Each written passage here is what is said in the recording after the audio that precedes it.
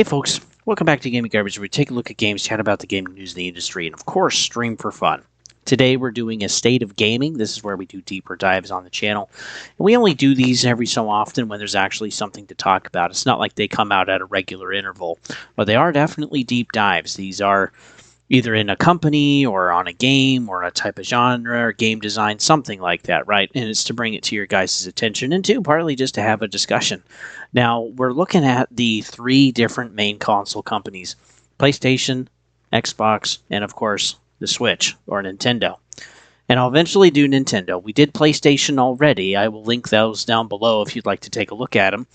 But yeah, today we're going over Xbox. Now, what we're going to be going over is kind of an overview of Xbox as a platform. We're going to be looking at some of the games and what they're doing with those. We're also going to look over the products, the hardware basically, and then we'll also look over the services, the network that they have for Xbox, and then the financials, which is going to be pretty messy. But I feel like I've done a pretty good job actually showing how they're doing as a company, and really kind of if their strategy is working or not.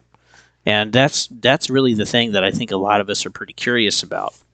And then, yeah, I'll have my conclusion at the end. So I don't know exactly how long this is going to be. It will be pretty long, but you can like, sub, all that jazz. And two, if you enjoy this kind of content, go ahead and share it for me. Get the word out there. Because, yeah, my gaming channel is just to kind of have a well-rounded view of gaming for looking at reviews, initial looks, demos when I can, all that kind of thing.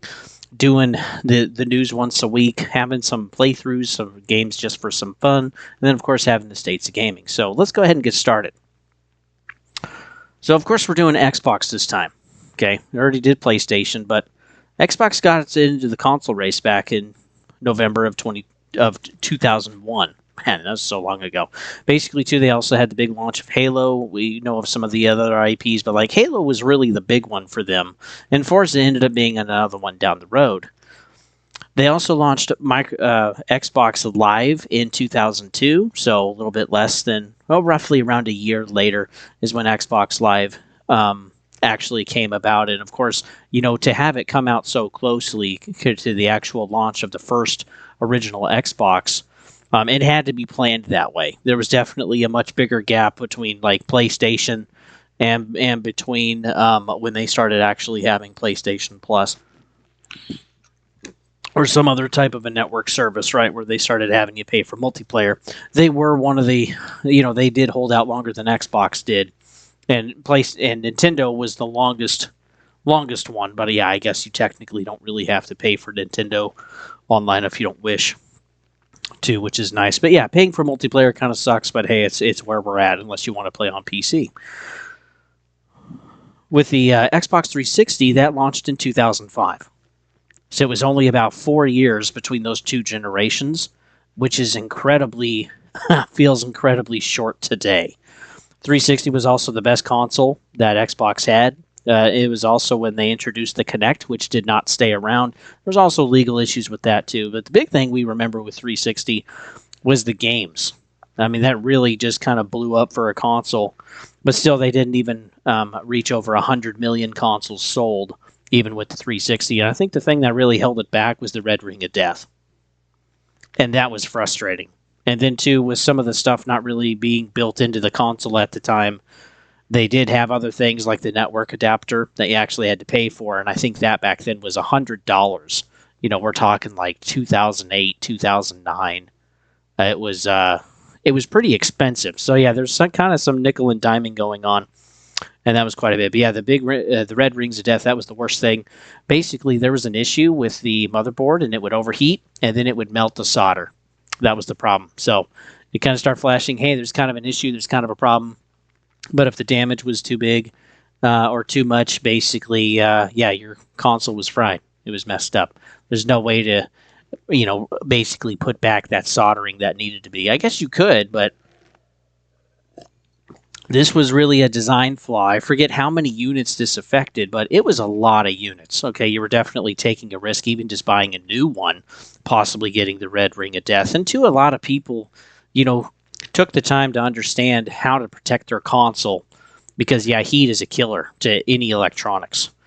And so, yeah, a lot of us actually took time to learn about that and ventilation and keeping it clean and those vents and like actually kind of do some routine maintenance. That's where I started learning about it because I got red rings too, which sucked. But overall, it cost over $1 billion in all for Microsoft to actually fix the red rings of death because, again, there were so many consoles, there were so many recalls on this. People were having so many problems, they were sending them in, getting them fixed. And yeah, they spent an extra over plus $1 billion to actually fix this issue. Luckily, we haven't had this problem since. Also, there was the yellow dot for PlayStation 3, which is again kind of the same problem.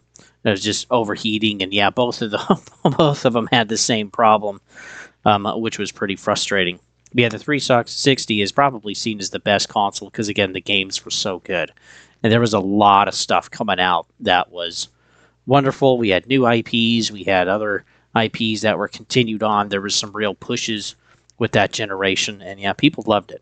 And too, like the whole birth of multiplayer on the 360 and PlayStation 3 was awesome. And some of the, of course, PlayStation 2, because PlayStation 2 is the longest generation that they had over there for that one. It went on forever. Then we had the Xbox One and the One X. The launch was horrible. The CEO that we had was Matrick, and he only lasted about 2.5 years as CEO or president of Xbox. And boy, his way of just launching the platform was just not good. I mean, they were focused on like what else you could do besides gaming on the console. So there was sports and there was music and there was all sorts of other stuff, you know, adding all of these like basket of apps and everything, which was incredibly frustrating. But yeah, he basically operated from 2010 to 2013. And yeah, they eventually just let him go, pushed him out, got someone else, which we know is Phil Spencer today. They pushed him out in 13. Then we got Phil Spencer in 2014, and he's been there ever since. So yeah, we're looking at like 11 years, which is pretty incredible. And trying to change the view for Xbox One, I think was just incredibly damning. And Xbox One was where really a lot of digital libraries started getting built up. And the discounts and the stores, like that was really kind of the time to not mess up. And Xbox One and PlayStation 4 were really valuable. And they dictated basically where gamers were going to be or where they were going to continue to invest or if they were going to switch for the current generation, like with PlayStation 5 and Series X. And we even see that in console numbers today. I mean, even the Xbox One and One X, they sold about 58 million units. And we're just over half of that for the Series consoles. And it's horrible. It's like, man, this is dying. This is not going anywhere. People are not trusting the product. They're frustrated. Again, they have the libraries and their friendships somewhere else. One thing that was nice was, of course, cross-platforming for gaming, which, you know, the big multiplayer games were for that, which finally PlayStation had to break down for Fortnite, and they have broken down, too, for other games since then. But yeah, that's kind of when the walls started coming down for what we're going to talk about with Xbox's change in strategy. So also with the Series S and X, we didn't have a refresh. Again, there just wasn't really a focus to do that. I mean, they just had a horrible time getting any sales, and they still do today. They still have a really hard time doing that. I still think they will continue to sell, but I think by like the end of the generation, when the next one comes out, I think maybe we'll get to like 36 or maybe 38 million consoles sold because they're still selling every month, but yeah, it's a minimal amount. It's not very much. Holidays, they usually get a pretty big boost, but that didn't happen this last holiday. Their console sales dropped like another 29%, which is crazy. And so, yeah, ultimately, it's just like, man, something has got to change here. Even in 2021, Microsoft, Nadella, the president of Microsoft at the time, was looking at maybe even just shutting down Xbox. And that was definitely a possibility on the table. So, yeah, think of that. 2021. Just stuff was going on with COVID. Things were kind of a mess. It was disrupting work. You also couldn't get a lot of these consoles at the time for PlayStation 5 or Series X and S. You could get Series S generally because, again, people wanted the more powerful console and they were willing to pay for it. But you just couldn't find one. I think the Xbox got up to about basically $1,000 at the time because of the chip shortage and supply chain issues that lasted roughly for 3 years for everybody. And then also the PlayStation, I think it got all the way up to like $1,300 or $1,400 for just a PlayStation 5. Not even a Slim, just PlayStation 5. And it's huge. I mean, it was crazy trying to get a console. Even I was pretty delayed for a few years, and so were some of my other friends. And some of my friends haven't even switched over to the next gen console or the current gen console, excuse me, because again, it just took so long to do that. So with this issue too, of course, people still want to sell their games, but if people don't have the new consoles, well, they want to make sure that they're still supporting the last gen. That way they can continue to get sales, continue to get that revenue growth, the microtransactions, subscriptions, all of that stuff, and selling the DLCs and packages and whatever. So, yeah, it's been a really weird generation, and I really do blame COVID for this because we literally shut down the world.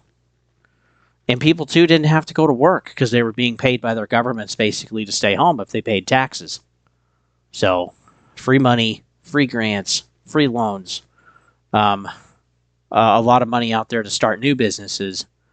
And so, yeah, a lot of people didn't, it was extremely disruptive. And yeah, those supply chain issues were brutal. Finding enough workers for years was brutal, even at my small company. And it was quite the mess. And so, yeah, it was hard, I think it'll be hard for PlayStation 5 and, of course, Series X to even sell enough consoles to match what they sold the previous gen, simply because of the slowdowns and the supply chain issues and not being able to get enough chips actually manufactured. Yeah, which is horrible. I mean, that's an issue too, even for just the cars that we have this year that are coming out. But anyway, that's a different story. So technically, when we take a look at how much the Series X has actually sold, the original Xbox, as a year average, has actually sold more to date. And actually, there will probably, again, still be some more sales, but I don't even think we'll get anywhere close to 50 million total sales. I think maybe we'll get kind of close, again, somewhere between the 26 or 36 and 38 million total units sold by the time the next gen comes around, which my guess is ultimately end of 27 or end of 28 for both consoles. But yeah, it's just a mess. And ultimately, the console war between PlayStation and Xbox, it's been over for the last decade because Xbox One was such a mess. I remember being upset. I remember a lot of my friends and I talking about it at the time. And it's like, yeah, we're going to go PlayStation because not all of us could afford buying both consoles and buying the online and the games and etc. But yeah, that was the biggest thing was going with PlayStation because they had the games, they had the cheaper services, they had the console that actually ran pretty well, and yeah, the PlayStation 4 was a pretty good powerhouse for the time, and the Pro was okay. There was definitely a improvement there, but yeah, looking at Xbox at the time, it's like, man, I like the CEO. Matrick doesn't care about what the consumers think. He said that plainly in interviews multiple times. He's not excited about stuff. And it was a crazy time to be an Xbox fan because the 360 was so good. And to look at Xbox One, it's like, what is going on? And of course, now that's also damaged Series X. And in turn, we have this new change with Microsoft and Xbox as a company to changing to the stuff that they have going today. So yeah, with the possible shutdown of Xbox in 21, Nadella and Spencer, they talked it over, or closed meetings, whatever. That wasn't going to happen. Instead, the decision was to double down and buy ZeniMax in 2021 for $7 billion. We also had the acquisition of Activision Blizzard King for roughly, $75 billion in 2023, which again, there was a whole, FTC Sony court case thing going on for a year, which was really kind of pointless. But it did force them to make some changes, but it was a very long process. I mean, I think it was like 8 months or 9 months. It was forever. And finally in September or October, it was over. Xbox could actually do their thing. And, yeah, we were able to move forward with what we have today. And today, Xbox is roughly 9% of Microsoft's total business. as of the end of September of 2024. That's the latest data that I have. There is some more kind of digging around. If you want to really dig deep into the earnings reports, you can do that on Microsoft's website, which I'm going to show you when we get to the financials. But yeah, we're roughly like Xbox is roughly 9-10% for the total revenue of Microsoft as a company. So again, to think that under Sony, PlayStation is roughly 32-35% depending on the year for the entire company, and then looking at Microsoft, Xbox is just a tenth. It's a sliver, and sometimes they don't even really talk much about Xbox in their earnings reports because the other 90% of the company is more important. So that's just kind of where things are. But Xbox isn't dead yet. Boy, it did get really close, which is kind of crazy. Because then, we'd have Nintendo and PlayStation, which they're not really competitors with each other. And I'm not sure if that would be a good thing. I think competition is important because ultimately it's better for the consumer in the long run. And it's also generally cheaper, too. When you have those monopolies, man, they just go insane and they're incredibly expensive. So let's go ahead and talk about the games at Xbox. Ultimately, we're almost done with exclusivity completely. I mean, we're not completely there yet. There's a few games. Okay, there's the Master Chief Collection, right? That isn't on PlayStation. There's some other games that aren't on PlayStation. But first, it started with, hey, let's get some stuff on PC. Okay, PC is one of the bigger markets. There's a lot of pull there. There's a lot of money to be made over at Steam and Epic and GOG and anywhere else. It's also a heck of a lot cheaper. You also don't have to pay for your multiplayer. Generally, the discounts are bigger and more often because, again, there's just so many games on Steam. Let alone last year on Steam in 2024, there were over 19,000 games that were added to Steam just in that 12-month period. And that is nuts. That is crazy. Like, it's really easy to just disappear, to just get lost in the sea of games. And so one way to help kind of become better known, or for people to take a chance on your game that maybe don't necessarily want to, is just to have a cheaper price and to have discounts more often to try to get in front of. Well, it's kind of like YouTube right now, being a small channel like mine. You do what you can to try to get in there. Some people have integrity and some don't, but yeah, that's generally what's been going on. So Xbox has been making, of course, more revenue for quite some time with putting their games over on PC. Now, PlayStation, of course, normally did too. But Xbox was having a shorter and shorter time, and now we're at a point where games are basically day and date. The last few years going over to PC and Steam, and now PlayStation is starting to do that too. But like, exclusivity is now completely dead, with Xbox now sending stuff over to PlayStation. And generally speaking, PlayStation has been pretty okay with this, even though it's maybe creating some competition with some of their own first-party IPs, like Gran Turismo for Sony and Forza Motorsports and Horizon for Xbox, is creating some competition there on the same platform over at Sony. But Sony's okay with it because whichever game sells, they're going to be making a ton of money. So, and that's exciting. That's, of course, exciting for them. Because, yeah, I mean, if maybe they don't get the majority of the cut, but they're getting 30% of every game that sells on PlayStation that's an Xbox game. Or any other third-party game, okay, like Monster Hunter Wilds from Capcom would be a great example, or like Red Dead Redemption 2 or GTA 6 from Take-Two Interactive. Okay, they're still getting 30%, and they're taking zero risk. They're basically running the store, and they're getting their cut, and they're happy with that. I don't think anybody would be too upset if any of us had something like that. Taking a look at older titles for previous gens, there's maybe some still exclusives out there, okay, but generally speaking, the exclusivity of Xbox today it's completely dead. It's basically done, and whatever isn't quite over there yet, I think on PlayStation is eventually going to get over there. And two, if it's even possible, Microsoft has been working with Nintendo to make sure that some of their games can also make it over to Nintendo Switch, and probably, too, at this point, Nintendo Switch 2, which we're going to get more information about in basically a week on April 2nd. So, and this is really interesting, and I think there's some accommodation there even from Nintendo as they updated in December an upscaler that they're working on, basically with NVIDIA. And I don't think the upscaler is for their own games. I think the upscaler is for the third-party games that need beefier setups to actually run. Well, if you have an upscaler, you can adjust some of that and hopefully make it run better on the Switch too. And I think that's why they're doing it. Because, yeah, I think they would eventually want a port of GTA 6. I think eventually they would want a port of Starfield or of anything else they can basically get their hands on from Capcom or Take-Two Interactive or Embracer or EA. They want to be able to have, players purchase any games that they can because, again, they get that cut from selling in their store and generally across the board, regardless of whether it's Valve, Microsoft, PlayStation, Nintendo, it's roughly about 30%. And it's kind of like free money. I mean, why not? But yeah, your game has to be able to run. So I think that's why Nintendo is adjusting and making changes to their patent for their upscaler, because I think we're going to have one for the Switch too. But, when that actually shows up, I'll be talking about that here on the channel. But yeah, thinking of it today, there's not really any exclusive games on Xbox. It's either on PC, it's on PlayStation / Nintendo, or it's on all of them. And maybe they don't release day and date right away. Most of the stuff, if it's coming to Xbox, it's day and date on PC, and then within, 6-ish months, 12 months, it's out on PlayStation. It doesn't really take very long at all.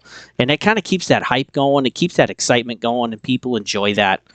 And so, and especially for online games or multiplayer games, people are, you want to keep that hype going so that you can, keep the biggest player base that you can, keep the microtransactions coming. Because as soon as you start having a fall off on players, and you can tell in the queues or in the game, well, you kind of start losing interest in wanting to play the game yourself. So taking a look at the games on Xbox, for the most part, Starfield and Forza Horizon, and Sea of Thieves, and there's some others. They've been successful, right? They've definitely gotten their sales. Even the Master Chief Collection, which is a wonderful remaster, by the way. But yeah, that's certainly been something too, where it's like they definitely have some games that have been successful. I wouldn't say they're 9 out of 10s or 10 out of 10s, but they've been pretty successful and they've definitely made some money for the company. There's also been some games that haven't done that great, like Redfall is probably the most recent one we can think of, and that's really unfortunate because, yeah, Arcane shut down, and that's happened on the Nintendo side, that's happened on the PlayStation, well, maybe not Nintendo, but definitely the PlayStation side as well, and other third parties. It's just like if the studio doesn't deliver, they're just getting cut at this point, and Xbox has been a part of that too.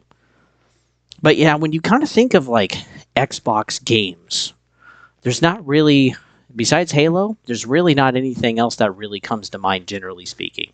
You kind of have to take time to think about, okay, what do they make? What are they making? Maybe some Skyrim, okay, Elder Scrolls, maybe Starfield, but it's like, you kind of think about it, and it's just kind of like their games have already kind of been everywhere, and that is even just more so than today. So their identity is not in their exclusives.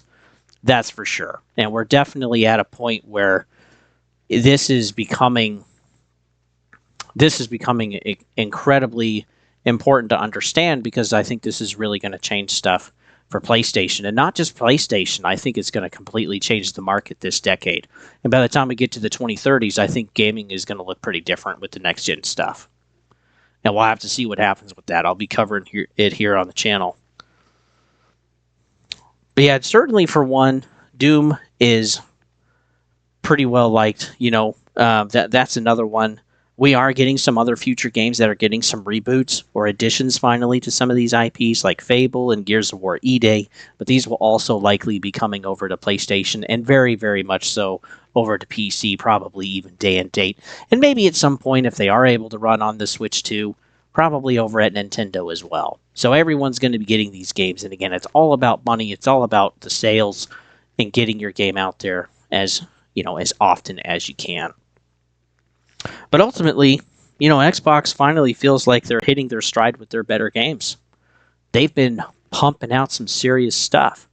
Then again, it's not like these games are necessarily for everybody. Okay, they're not trying to make these like omni everybody games. They're trying to make enough games that scratches an itch for everybody. And I think that's a really important thing to do. So we have South of Midnight. There's people that are excited about that. We have the partnerships where we got Ninja Gaiden 2 Black, which is awesome. It's a great remaster, by the way. And then we also got funding from Microsoft to make Ninja Gaiden 4, which everyone, again, is going to be able to enjoy that game as a gamer, which is wonderful. We also have... we also had Starfield, which some people really liked, and while it wasn't amazing for everybody compared to some of the older Bethesda titles that we're excited for or that we grew up with, Starfield still did really well. It made a ton of money. There's also Indiana Jones and the Great Circle. Oh, dude, I need to finish that game. But that has been a really, really well done one. Also, Forza Horizon 5. Those games sell like hotcakes. It's already like one of the top sellers too over for PlayStation when it releases in April. So like people are excited for Forza Horizon 5. So yeah, there's some good games out there and they're finally putting out some great stuff, but it's like they've been in this crazy rut. Xbox One, generally speaking, was pretty boring. They were losing trust with their consumer base. And Microsoft was just with Matrix, was just not making some good choices. And Spencer is a gamer himself and has generally been making some good decisions since then. But we've also had this big push with Game Pass starting in 2016 and pushing through today. It's hard to think that Game Pass is almost 10 years old, but things have really been looking great.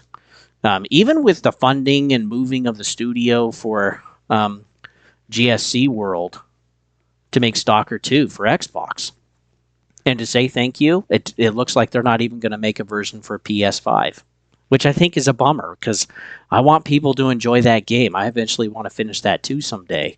But that was a blast to play. Oh man, the 25 hours I put into that game was so fun. But yeah, Microsoft is really expanding and they're kind of thinking more long term. And it's now starting to pay off. So they've had some changes in strategy. They're getting their studios put together. They're getting the support that needs to be there. And they're trying to hire people that have the experience. Now, we have some games, too, that haven't quite hit the mark like Avowed. But generally speaking, the stride has been pretty good. And overall, the content is there. If you want some cozy games, if you want some first-person shooters, if you want which... Black Ops 6 was definitely better than Modern Warfare 3, in my opinion. But again, the skill-based matchmaking is insane, so they really need to tone that back if they want to get me back permanently. And hopefully there's some competition, too, with Battlefield, the next Battlefield coming out. So, yeah, we'll have to see. But yeah, they've just been hitting their stride. And no matter what channel I'm listening to, Xbox is pretty much mentioned all the time. They're pushing out these games. They're making decisions where there's a lot of different varied type of games, like Atomfall that's coming. Again, we got South of Midnight. We got Doom, The Dark Ages. We're going to have a early access for Subnautica 2. We had Stalker 2. There's been quite a few, and it's been a blast to actually play and see, which is great. I think it's great for everybody. I mean, I'm not super big on exclusives. I'm glad that wall is somewhat breaking down because it gets incredibly annoying when you're excited about a game and then you realize it's not coming to your platform. And that was also a thing too. Well, that's even a thing now for like PC. Like they're eventually going to get GTA 6, but it'll probably be at least a year, maybe even longer than that until they get their port of GTA 6. So that hype train is going to kind of come and go with console, and then it might show up again for PC, but people may not be as excited about it, especially if it's not a 9 out of 10 or a 10 out of 10 game. Again, we'll have to see. And we still don't even have a release date yet. I mean, it's the end of March at this point. It's like, come on, give us something. Sorry, folks, I'm kind of all over the place, but Xbox has been a little bit tougher because so much of what they're doing as a company is multifaceted in relation to all of the other platforms that are out there. And since they're not exclusive, since they're not focusing just on their consumers, they're trying to expand their consumers as much as they can, get their games everywhere. And so some of those facets we actually have to talk about, I feel like, to bring forward the context for some of these points to actually make sense. So if it kind of feels like it's all over the place, that's likely why. Let's get into the products, though. So yeah, the games hadn't been great for a while. Now they're hitting their stride. We got a lot of good stuff coming, also for PlayStation and PC and Nintendo as well. Whatever can fit on Nintendo. But yeah, let's take a look at the products that Xbox has had. Generally, looking at the Series X, the console itself, they've sold about 32 million copies over 5 years, compared to Sony selling basically 72 million in the last 5 years, and then Nintendo has sold 152 million, I believe, according to the last earning report, in the last 7.5 years. So Nintendo has been doing really good. They have sold a ton. PlayStation is never going to catch that, and yeah, the console sales for Xbox has just been horrendous. So yeah, they're way behind. They're even behind Xbox One. Again, we were talking about that too. There's basically, roughly around 55 million, 58 million consoles for Xbox One, and also the refresh, the One X. But yeah, it's like we're just barely over half of that, is what it kind of feels like. We might get to 60% or 70% of the total sales from the previous gen. But man, it has been their roadblock. And again, the trust was so damaged with Xbox One, it affected the current generation.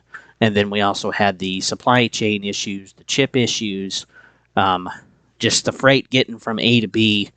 Man, it has sucked. And now we have inflation on top of that, which was another one I haven't really talked about. So maybe there's still some people waiting out there, or are just been like, you know what, I'm just going to save up for the next gen when it comes out in 27 or 28, whether it's PlayStation, whether it's Xbox, or maybe I'm just going to buy a Switch 2 and just pre-order that. But oh man, gaming news was good to listen to, for you, for anyone interested, because yeah, there's definitely some stuff in there about tariffs, which I think is definitely going to change the landscape for next gen, including the Switch 2. So we'll have to see what the price is, but whatever the price is going to be for launch, I think that price is definitely going to be going up by next year. So my suggestion, just get your pre-order. Lock in the price, and then you don't have to worry about it. So yeah, with these only 32 million console sales for Xbox, they've clearly had to change their strategy. Because again, if you don't sell the box, you don't sell the games, you don't sell the controllers, you don't sell the services, you don't build up the library, people can then more easily switch to somewhere else. And that's just kind of where we gotten with those consoles. It's a total failure on a console side. Absolutely. There's also the memory cards that we had, which this was actually quite frustrating for me, and I had to cover this a lot when people were chatting about this. Because, yeah, the memory cards, if you grew up with PlayStation or a few other consoles back in the day, you understand the memory card thing, right? With the 360, you even had these big, massive memory cards, right, called hard drives that you just slapped into the side. And all different sizes, whatever, different storage spaces. But, yeah, we're kind of bringing that back. But it was really, really slow to sell. And the reason is because of the special partition on the Series X, for the Series X games. So with these games, they need a, particular type, like USB 3.0 to be able to run on a solid state. And basically all games are at that, all games are at that point now with PlayStation, PC, and also Xbox. Nintendo's the only one so far, but I think eventually they'll get there too. Excuse me as I have these hiccups. But the thing that was frustrating with these memory cards is that Microsoft only licensed to one company for this special partition. Just one. So here we go with a monopoly. And it's like, okay, this was Seagate at the time. And they had the 1 terabyte and the 2 terabyte. The 515 megabytes, man, that was a joke. You could fit, 3 games on there, and that was basically it. That was just an absolute joke. They never should have released that. It's way too small. I guess it looked good maybe for the Series S. But again, it's like, go screw yourself. That's stupid. And then the special partition didn't make things any better. So if you wanted to play your Series X game directly from the console, if you had any other hard drive, even if it was an SSD, even if it just had all of that other stuff, whatever, it still didn't have that special partition. Now, luckily, you could use other hard drives, which is nice. I got a 4 terabyte sitting to the side where I stack all of my backwards compatibility stuff, right? And it just lives there. There's like 100 whatever games, It's getting pretty freaking full, but whatever. That's how I do it. Now with the Series X, I initially had to just keep it all on the internal hard drive. Well, that's only 1 terabyte, and with games being 125 gigs all the time, it fills up rather quickly, as most of us know. And so, yeah, I wanted to eventually, get a memory card, and I first got a 1 terabyte, and then was later able to sell that one, and then was able to get a 2 terabyte. And I'm still kind of running out of room. Okay, like there's other games that I get that I'm excited for or want to play or test or whatever. And then too with Game Pass, boy, that just storage is a problem. It kind of sucks. I guess there's streaming stuff, which is nice, but that's not the best experience. Especially with taking a look at things, I want to be able to review it well. But yeah, these partitions were incredibly frustrating because the 1 terabyte was $220 for a freaking memory card. Think of that. The 2 terabyte when it launched was $440. So we're talking about the 2 terabyte is basically as expensive as the console itself. Does that remind you of anything else? Like the PSVR 2? Good God, when your accessories are as expensive as your console, here's the finger, and I ain't going to be buying it at that price. That is crazy, and I think most people didn't buy it at that price. The memory cards, you could find anywhere. I'm not even kidding. You could find them on eBay. You could find them on Newegg. You could find them on Best Buy, Target, Fred Meyer, Walmart. I mean, you could find them all over the place. They were never running out of stock because, again, they were just way too expensive. So what a lot of people did with the external hard drive that they had, they would save the Series X games there, and then in order to play them, they would transfer it to their internal so that they could actually play the game. So I really hope Microsoft does not do this again. Okay, just allow some third parties to be able to make it out there so that there isn't a monopoly. We don't have to worry about these weird special partition whatever stuff, to be able to work with things and the hardware, to be able to play the games. Good go. Like that, it was so incredibly frustrating. And it's kind of frustrating to explain to people too, for them to understand, because if they don't understand to a degree, well, they're not going to take your word for it. They're just going to go out and buy something else that's not a Seagate and just say, well, why can't I play it? Why can't I play my game? And it's like, well, yeah, there's this whole special partition thing. So please, Microsoft, if you just have any chance of listening, do not do this. For Pete's sakes, please do not do this again. Just put out the memory card. If you want to license it, whatever, fine. Do that. But get rid of this special partition because that is annoying as crap. Also, too, if we're getting kind of a more omni-platform in the future with Xbox or anybody else, or making it more like a PC, which basically they already are, but they're locked. Stop partitioning stuff for your motherboards, your disk drive boards, even your internal hard drive or your SSD. Like, stop putting these partitions on stuff. Let us be able to repair and upgrade our own equipment if we want to do so. That's something I've appreciated about PlayStation for the last several generations that they've had, is that they have, in most cases, or in some cases, they've made it easier to actually upgrade stuff. And Xbox, I feel like, has been going the other way, where it's becoming more and more frustrating to actually do that. And these memory cards are a great example of that. Let's talk about the future handheld. So again, there's not very much information that we have. There's no price. There's no release date. Again, there's not a lot of information. We know that there's going to be an Asus that's going to make that has a licensing agreement to make a handheld. Again, we don't know exactly what this is going to look like. We don't know if Microsoft is actually going to make and build a handheld themselves. Maybe they will in the future. I don't know. Again, I don't think they should particularly make one themselves. I think they should take someone that has made some of the best handhelds on the market and go to them and be like, hey, how can you make it better? What can you do for us? Let's make one and make that as part of the market. So, because, yeah, Steam Deck, I think, is still basically on top. It sold the most units. It sold several million units, which is impressive for a Steam Deck. Again, something that, quote, nobody wants. Selling several units of that is pretty impressive. But yeah, we do know that the handheld on the Xbox side is coming. It has been greenlit all the way up to the top of Microsoft CEO Nadella. And my guess is that the handheld is going to be something like the Series S. It's going to be the cheaper option to play Microsoft games. And then the console side of the next gen, that'll be the premium option. And boy, are you gonna pay! So yeah, I'm kind of hoping the streamy side. Hopefully, there's some native aspects for the hardware there too that can actually play the games. You're not just gonna stream everything. That would be pretty frustrating. But yeah, I hope the handheld can actually play natively, and I hope it's basically around $400, basically whatever the Switch 2 is going to be. I think that would be preferable. Maybe a little bit more, okay, for a bigger hard drive or something like that, that's fine.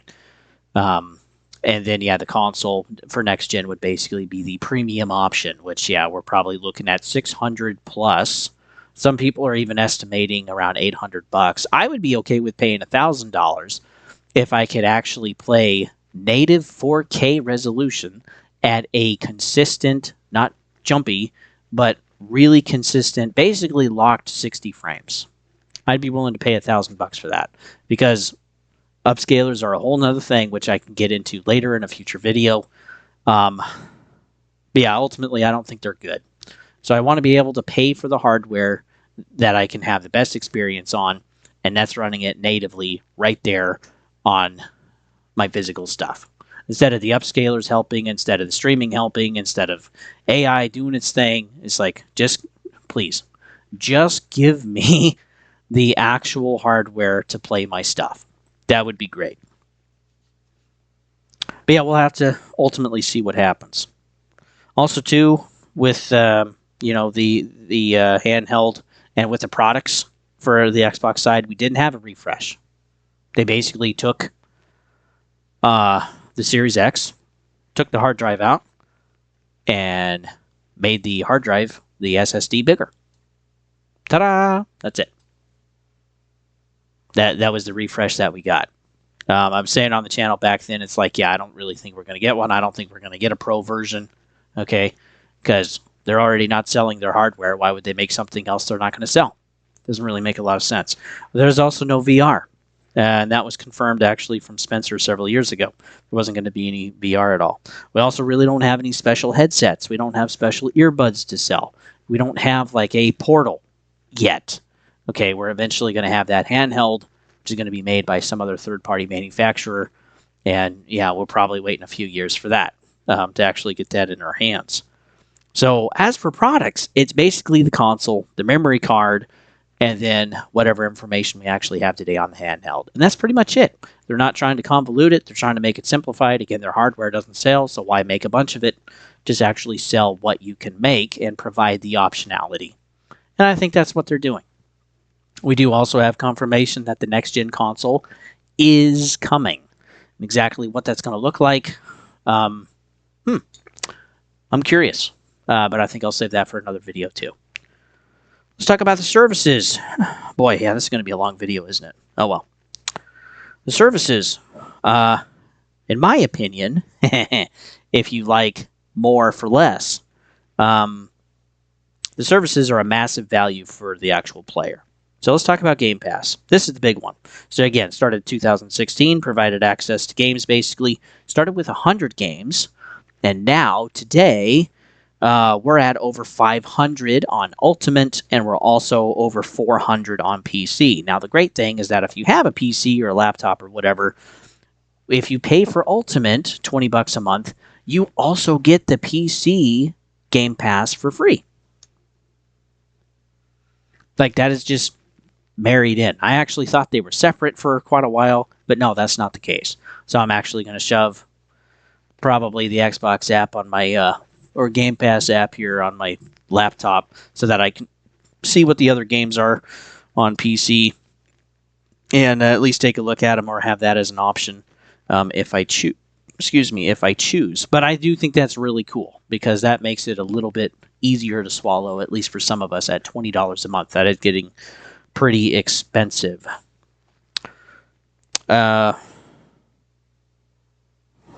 Ultimately, with Game Pass, what's played more or has more hours on it, because again, they're tracking and logging all of this stuff, it stays longer. on the service. All of the first party stuff, it's going to permanently stay.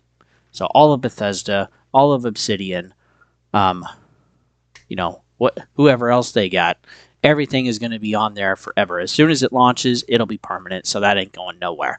And then you have these third parties that are looking at the service, and basically how it works for them is they say, look, we have this game, here's the process, not just to even get it on the store, but also get it onto Game Pass. They have to dicker around and figure out, okay, how much is Microsoft going to pay this game developer publisher to put their game on there, and for how long. They write up a contract, and the publisher and developer, they get paid right away. They get cut a check, and here you go, here's your money. And that's actually pretty sustainable for some small game developers or some independents. And that's actually kind of cool. They also get promoted on the service basically right away. Hey, this is what's coming. Ta-da! And it shows up. So no matter what's coming onto the service, you actually take time to see what's coming every week. And that's really cool. And to have a guaranteed check is pretty handy, especially with what's happening right now with layoffs and closures and games not doing well. Even if the game doesn't do well, like the Robin Hood game on Game Pass, they still got paid for their contract. So it's not like they can be removed unless there's something illegal or whatever. They're not going to be removed. Microsoft will honor the terms, honor the money, and let them stay on the service. And even if the game is kind of broken, isn't ready to launch, all of that stuff. How it got launched in the first place, I'm not entirely sure. Maybe it is just an early access, but that would make a little bit more sense. But even as an early access, man, it is like, it is a kind of brutal game. But they still get paid. Now, if there was a review process, it would have been bombed. Nobody would buy it. They'd go broke, right? More likely than not. So there is a value there that I think the publishers are understanding. It's like, look, if we can get it on Game Pass, if our game isn't going to be bangers, then maybe we want to get it on Game Pass and get more money that way than maybe we normally would. Now, of course, if the game is going to be really, really good, Baldur's Gate 3 made a lot of money, sold a lot. Elden Ring as well. Those are some great examples. Then yeah, maybe you don't actually want to be on Game Pass because then you're taking away the potential and how many sales you could actually have. And so some of these bigger, the games that are doing really, really well or there's a lot of hype for, they're not putting them on Game Pass. They're allowing them to maybe be put on it later so they can continue to make some money in the long term. But day and date, those big ones, they're not usually going to be on there right away. But they could be put on there later. So, but like company like BioWare getting paid for Veilguard, which I heard is actually coming to Game Pass. Yeah, they're going to make some extra money, which they severely need.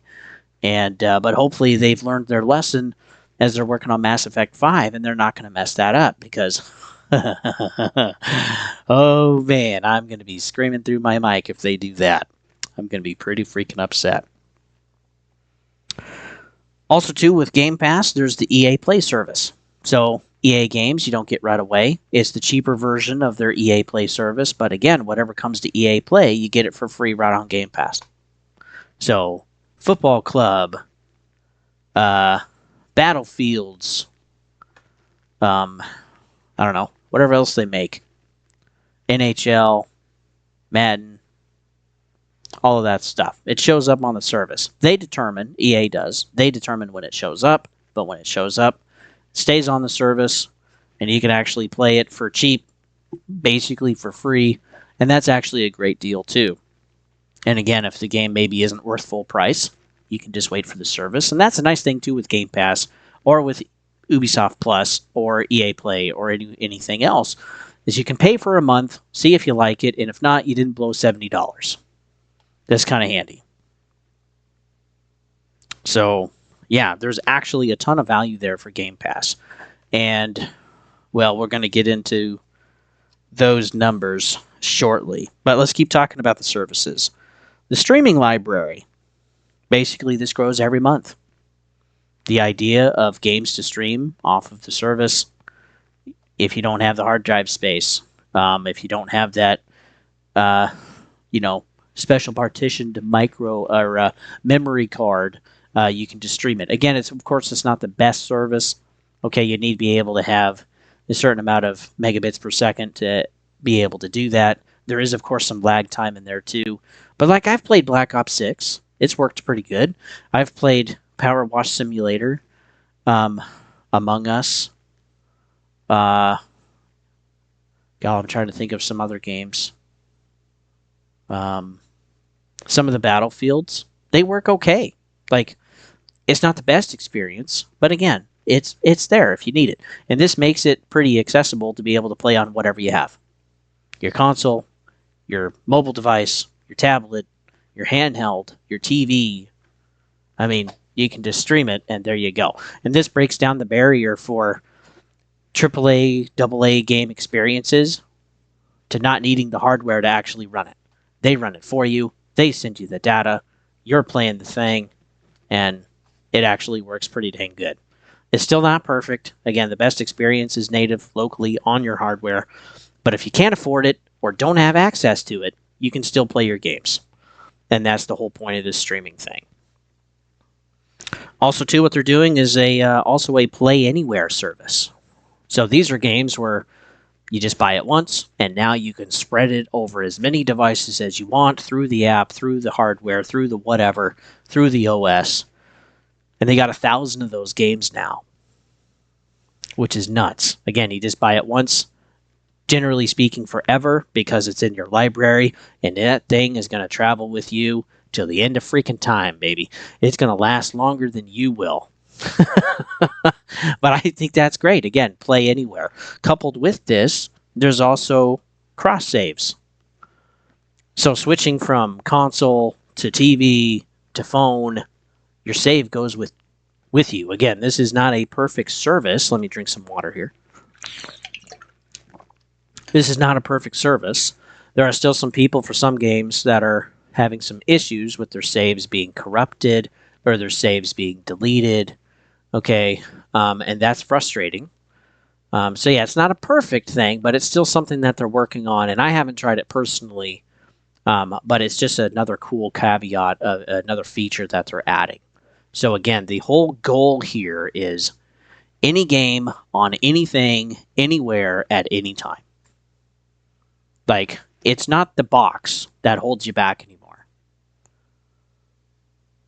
It's your internet connection. I'll put it that way. Or your wallet. You know, if you can afford it, great. But even with Game Pass, you don't have to pay $240 a year. You can go to CD Keys. You can go to g2a.com. Not promotions, by the way. It's just who I use. You can go to these websites and buy the cheaper versions in other countries, redeem the Game Pass Ultimate codes, and have the service. And it works great. I paid $132 for the last 12 months. Or I should say for the next 12 months. Instead of $240. And yeah, for $11 a month? Yeah. Sign me up. It's a great deal. It really is. So if you want to work around, if you wish it was cheaper, there you go. It's cheaper. Yeah, it's just cool with what they've actually been doing. But yeah, this is just more accessible. It's more versatile. The library, the services, they're going to go with you. They're going to be wherever you can be. They're trying to get it to work on every single device, including Apple phones.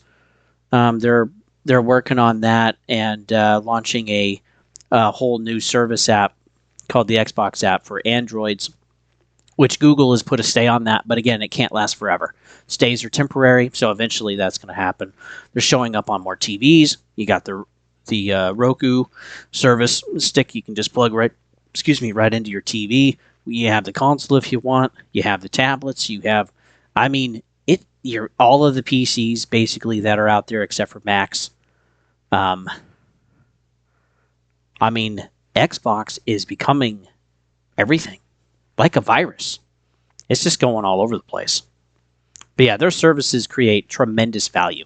Now, I know somebody will probably be thinking, well, what about physical? And I've talked about this before, but basically we all know that physical is going away.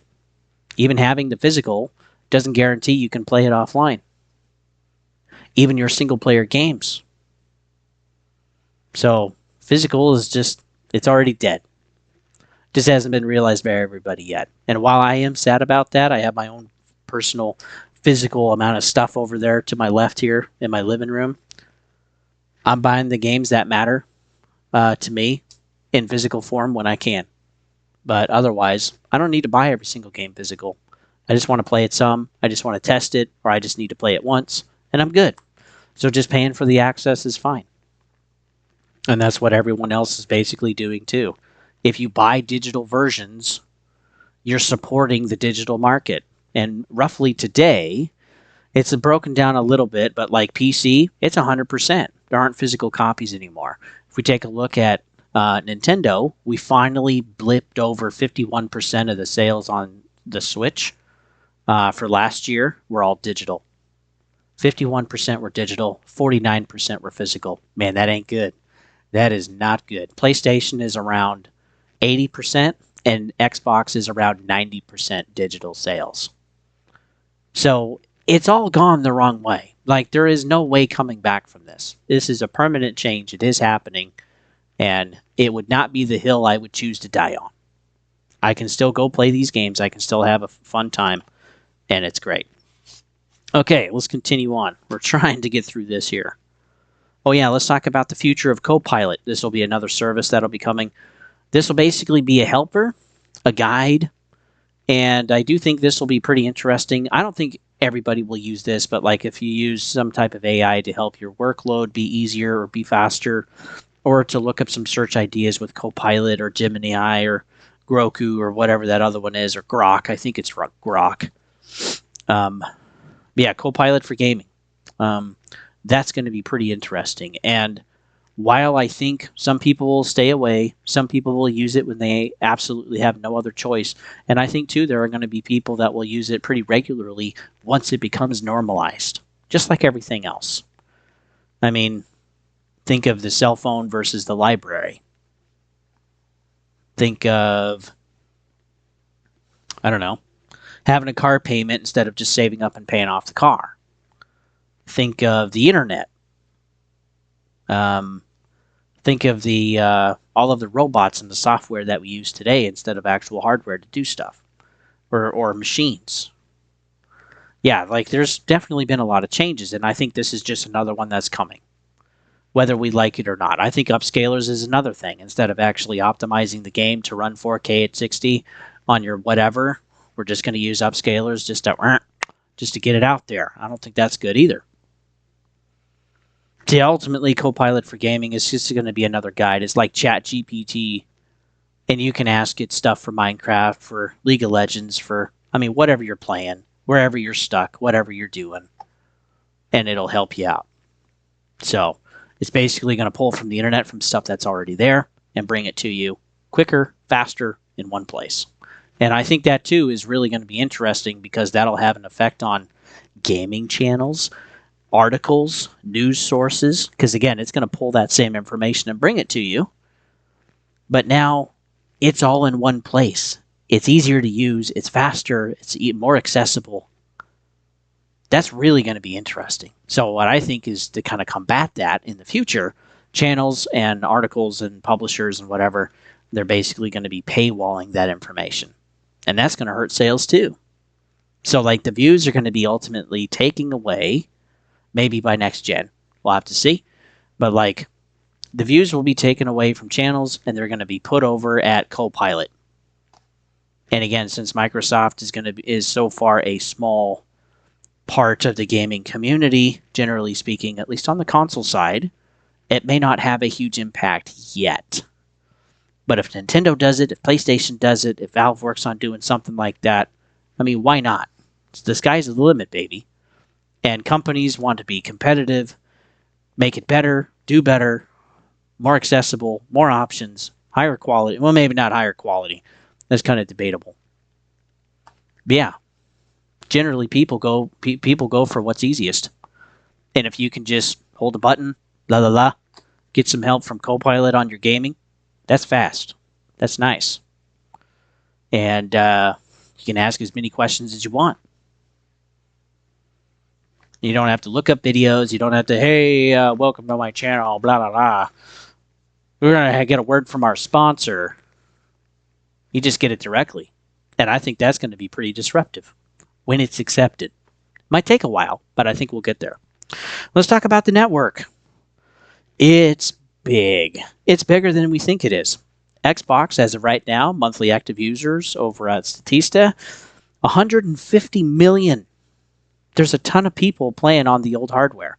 Now, there was definitely a 25 million boost when the 360 was basically going to end. Everything was on sale. People were pulling out their old consoles because, yeah, they're saving all of this, I guess. Buying a whole bunch of digital stuff for cheap because they're going to shut the store down next month, in the next month. And so, yeah, we got a huge boost there. But, yeah, we're roughly at 125 million monthly active users on Xbox consoles. But when we include Microsoft gaming, this is everything on every console for all of the games that are played on Nintendo, PlayStation, and Xbox, of course. All the stuff on PC, mobile. I mean, think how big. Guess how big this is. Just pick a number. It's 500 million accounts.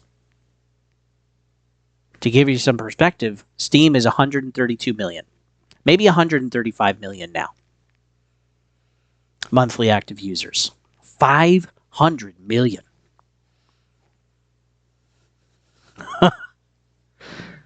It's kind of hard to wrap my head around that. That's crazy. So yeah, their network is healthy. But again, it's like they're making some of these changes. They're making some ripples. They're disrupting some stuff. But boy, once the ball gets rolling, once the money starts coming in, when people adjust and accept and learn and adapt to things, this is really going to fly, I think. 500 million accounts. The wallets are sitting there. You just got to get them to give your money. That's it. And they'll figure out a way. They've already been doing that, as we'll see in the financials. And if we take a look at Game Pass, now this is pretty convoluted too, unfortunately, but the majority are on Ultimate or PC Game Pass. PC is the fastest growing part of the service. With last quarter, they saw a 30% jump, which is pretty insane. And I think that was a 30% jump from the previous year, same quarter. And yeah, there's all of that too. Anyway, yeah, the financials are going to be a mess. Strap in for a ride.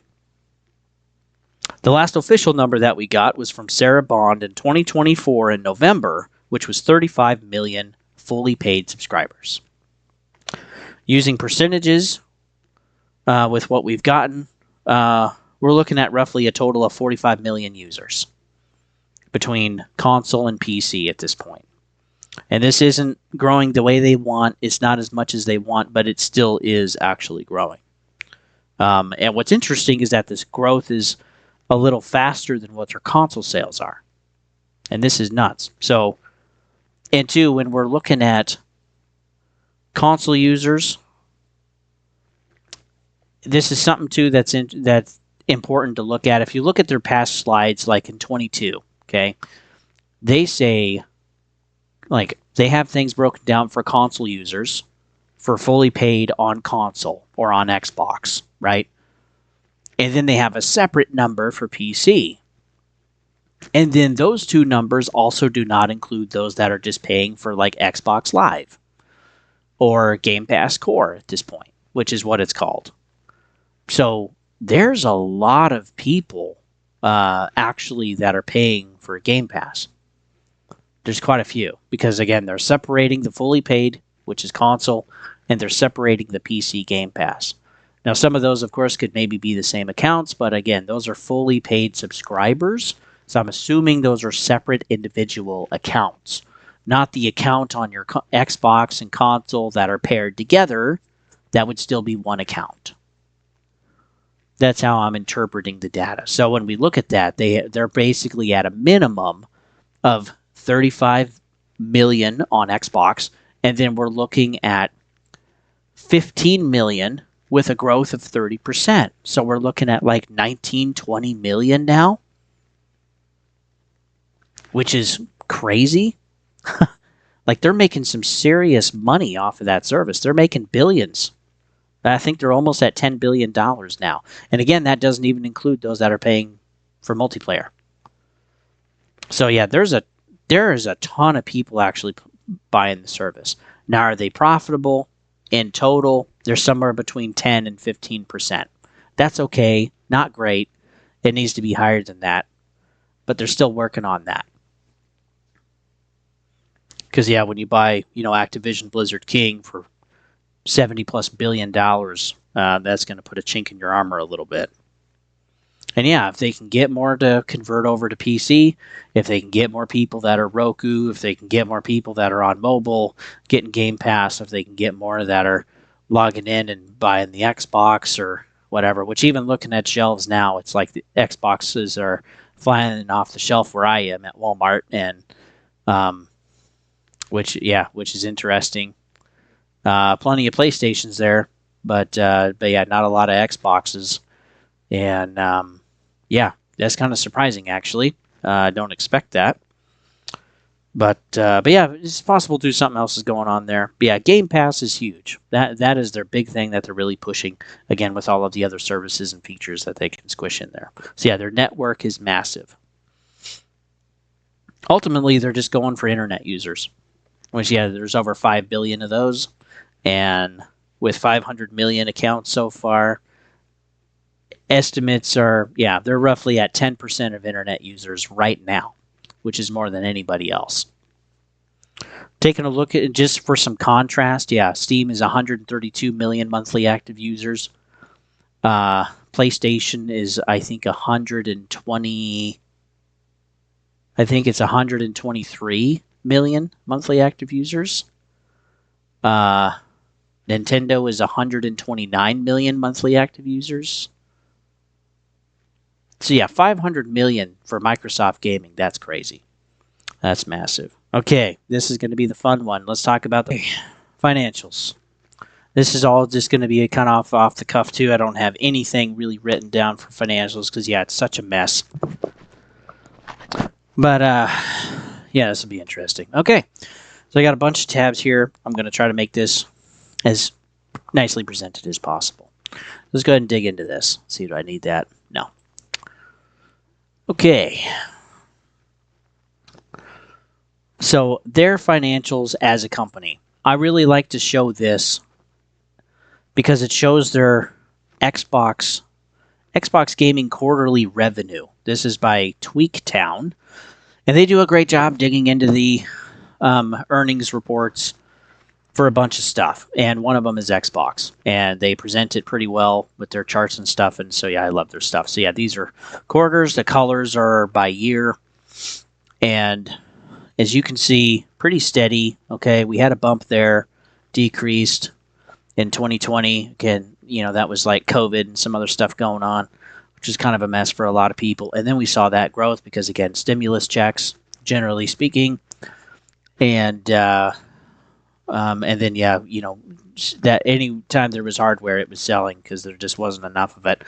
2023 was down a good chunk, about almost roughly $500 million to $1 billion. And then we have this massive boost, as you can see. And this is incredible because never would I think they would have a boost like this. Basically that, ultimately, they would just crash and disappear into oblivion, right? Most of us probably thought that to a degree, or that they'd eventually close down. But this is where they had, Activision Blizzard King, that acquisition. And look at the revenue growth. It's nuts. Also starting to put their games, basically, all of their first parties over at PlayStation. I think we're going to see another bump, further down the line into as we go into 2025 and as we go through 2026. I think we're going to see this bump here.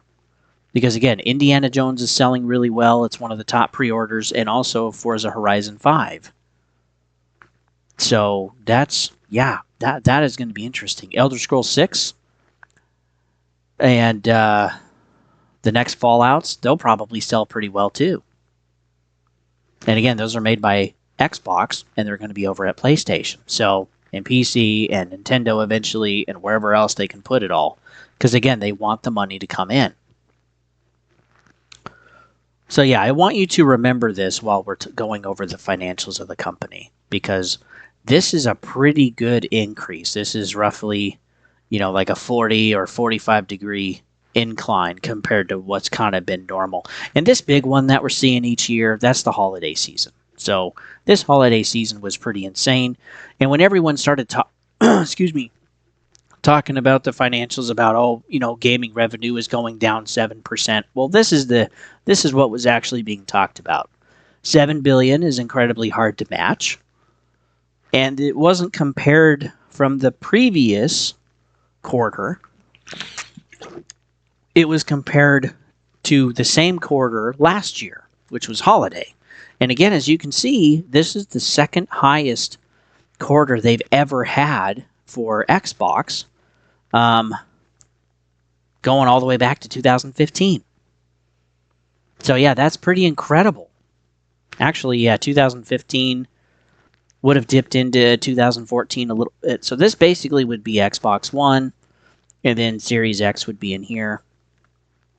And then, yeah, this is what we have. And now we have the, buying of Activision Blizzard King. Also in here, we would have the purchasing of ZeniMax, and then also the stimulus money and some other stuff. So that's probably why we're seeing some of that growth there. But the fact that we're seeing, $6.6 billion in 3 months for gaming revenue is insane. Now, that's chump change compared to the 200+ billion that they make as a company every year, or the 60 whatever billion per quarter or 70 billion per quarter. It's pretty insane how much money they make. And again, Xbox is a really small sliver, but Xbox is growing. Again, they're growing in their subscriptions. They're actually growing some in their monthly active users through Xbox. They're growing in their gaming revenue because, again, they're tapping into PlayStation now. I mean, there's the information. And if you ever want to look at it yourself, you can go to Microsoft's website, Microsoft.com, investor earnings, basically, and then you can select any year you want all the way back to 96. This is when they would have started the original. Actually, it'd be really interesting to see all that. But anyway, you can select the year, you can select the quarter, and then if you want to compare one year to the next, you just select Q4, and then, yeah, you'll get this. Go down here to earnings release page and just select performance. And you can see that. It breaks down last year to total this year, which is kind of cool. So yeah, let's go ahead and get into this. So yeah, this is really what I want you guys to think about as we're going over everything else.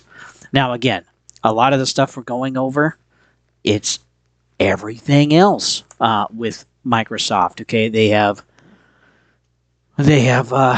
Copilot and ChatGPT, and they have Windows 365, and they have all of these other services and software for the company and corporate side of stuff, and servers, and I mean, that's where they make a lot of their money. Again, Xbox is roughly 10% of the company right now, and while it is growing and it is talked about, it's not talked about very much. And since it's so small, they don't have their own section, which sucks. But this is where, let's see if I can find this.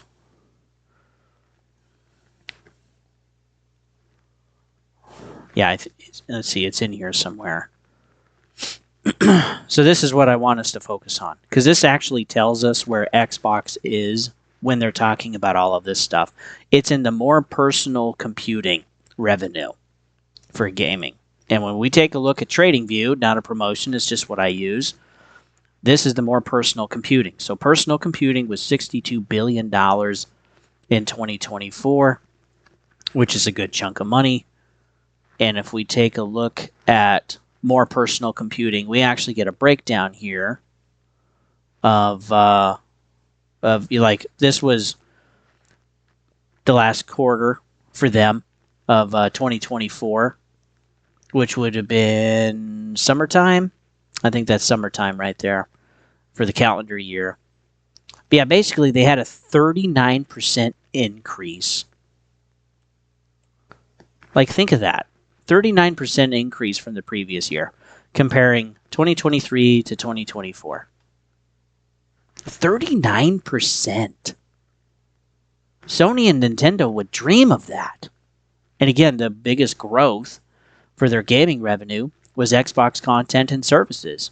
It wasn't their consoles. Again, lower volume of consoles sold, down 13%. That's pretty big. But they're seeing their gaming revenue, services, and content increase by 50%. With, a good chunk of it, of course, being provided by Activision Blizzard acquisition, Call of Duty, Diablo, anything that King is doing on the mobile side, all of that stuff. They're getting a ton of money from that. They still have to pay that off, okay, but it's an investment. And so far, it's paying off. Now, if they're not careful, they're going to kill Diablo. And if they're not careful, they're going to kill Call of Duty. So they really need to be paying attention to that. And again, building it toward the player instead of building it toward the company. And I wish they would understand that with some of their IPs, especially some of their live service ones. But yeah, that is pretty incredible. We're looking at an increase of $6 billion from year over year. And that's awesome. When we take a look at, again, the more personal computing, from, between the differences in the year, again, we're looking at basically $54.5 billion compared to $62 billion. Again, that's that big increase that we're talking about. It's the same, too, for operating income. There's an extra $3 billion there in operating income. And again, even Phil Spencer has said that several times. It's not consistently always in the high single digits for net margin, like how much money they're actually making after everything is said and done. 9% is not great. 8% is not great. Even 12% isn't great. You really want to be around like 15%. And sometimes they've been there. Sometimes they haven't been. Unfortunately, Sony has consistently been negative. Or I shouldn't say negative, but Sony has Sony PlayStation and even Sony the company, they've consistently been really low too. The only one that actually is doing pretty well is Nintendo. And we'll actually do Nintendo next month when we get some more information with their presentation on April 2nd. So if you enjoy this kind of crazy stuff, and Nintendo will be great because it's a lot more broken down. It's all about gaming. That'll be a lot easier to present. But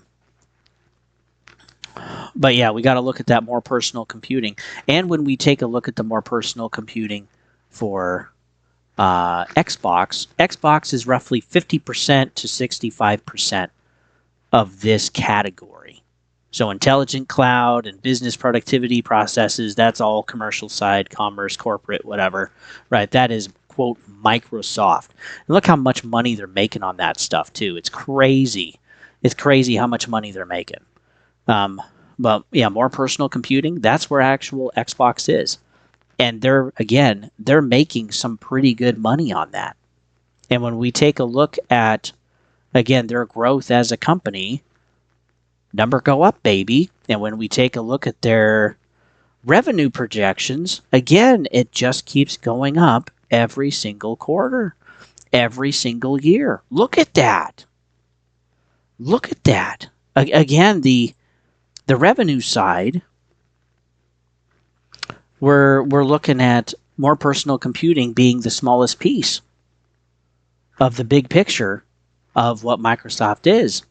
And again, even Xbox is only, 50, 65% of more personal computing. But as we can see in their numbers, they're having that growth. They're not going anywhere. The fact that they almost got canned, basically, as a decision for 2021, and probably would have actually happened in maybe 2022 or something.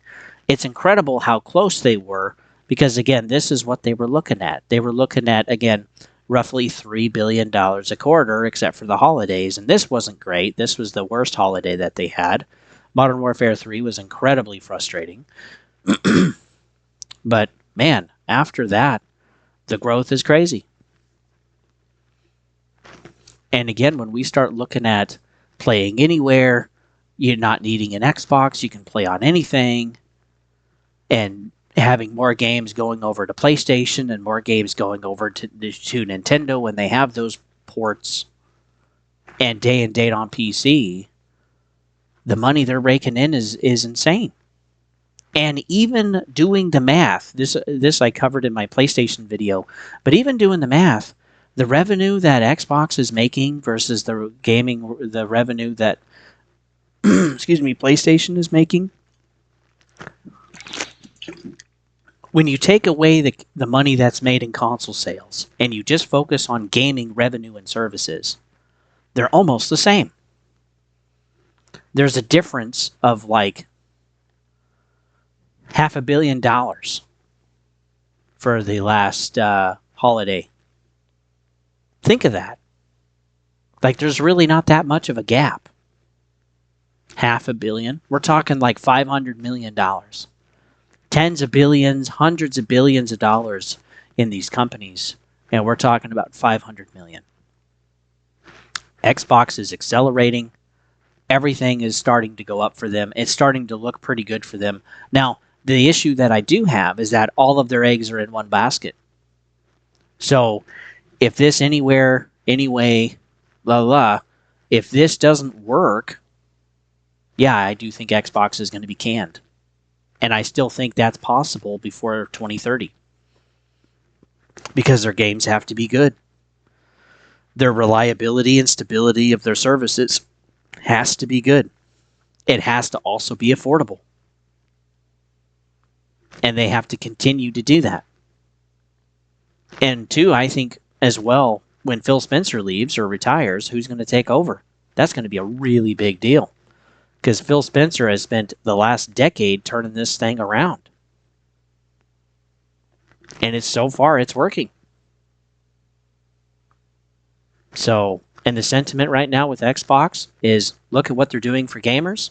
Look at what they're producing. And this general sentiment with Sony and PlayStation is, look how restrictive they are. Look how backtracking they have to do. Look at what they're having to do to try to get money in through the door. Look at their big blunder with live service. But, Xbox is now out of the woods. They're making money. It is working. But again, ZeniMax was $7 billion. And then Activision Blizzard King was roughly, 70 plus billion. That's, that is a ton. That's a lot of money to spend and to actually try to make back. And some of their IPs, I don't like what they're doing with some of their IPs. They got to be careful. Like with Diablo and with Call of Duty. If they make it too grindy, too difficult, too microtransaction-y, they're going to lose their players. And again, this is a competitive market, now more than ever. It's not just people struggling with inflation, it's companies too. And you can actually see that if you really want to tear through it. You can see that in the financial reports. Sony, Microsoft, Nintendo. Nintendo will actually be interesting because they're not doing as great as people think they are. And that's why they're pushing out another console after, roughly 7 years. So, but yeah, it's just interesting. Again, if you want to look all this stuff up, you can use TradingView. You can just, put in the ticker, MSFT or Sony, and you can start looking at their financials and just dig into stuff. And everything is here. Everything that's publicly released every quarter, every year, surmised every year, projections, forecasts, it's all here. And I love it. It's so great. Also, too, if you really want to keep track of a fairly good source with what they're doing, TweakTown is another one. They do a great job. And then, of course, too, going to the actual source. And there's a lot of stuff here. Like, I get that. But Microsoft has a pretty good website of their own for looking up the year that you want and the quarter that you want. And then everything is here for every press release. You can go back as far as you want. It's great. Yeah, overall, they are making money. They have spent a lot of money. And there's a lot of maintenance and risk still. And they have to be able to They have to be able to change stuff, and they have been losing for the last decade. It's been painful to watch because, again, I think the competition is healthy overall. But, being put to a point where console is your barrier, Microsoft is like, okay, let's move on then. And that's what they're doing. They're focusing on services, they're focusing on features, they're getting their games everywhere that they can. And when publishers too start figuring that out, that there's growth there, that there's a push there, that they also need to make money, third-party publishers are going to look at Sony and be like, no, we're not going to do an exclusive deal. And that's already happening. That's how I have Death Stranding on my Xbox. And that's wild to me. I've been playing that lately. And yeah, the game design is so interesting. I'm going to take time to talk about it because I think that type of game design is important to understand. But yeah, that'll be in a later video. So thanks for tuning in, folks. You can always follow me over at Gaming Garbage 22. If you want to see Nintendo, that is coming toward the end of April as we get some official announcements from Nintendo. If you haven't watched the PlayStation one, that's actually in 2 parts. And those are also on my channel under States of Gaming. And then, yeah, this Xbox One. I'm not going to do one on Steam. I'm not doing one on anyone else. But I will do these, probably every few years. I'll probably do an overview of all 3, or especially for PlayStation and Nintendo or Xbox as we get close to next-gen releases. But yeah, if you like news like this, if you like deep dives, if you like gaming just in general, you can use my playlist at Gaming Garbage 22 over at YouTube to actually get around and see what's out there. And again, I understand there's not stuff for everybody, that not everybody wants to watch what I post, but it is pretty cool seeing that I do have consistent viewers for certain things, and generally there's something for everybody. So I'm going through Tomb Raider 4 right now, remastered, which is fun. Also, when time allows, I'm doing Halo playthrough co-op with Lion on Legendary, which is getting pretty difficult, but that's been fun too. And then, yeah, we have the States of Gaming.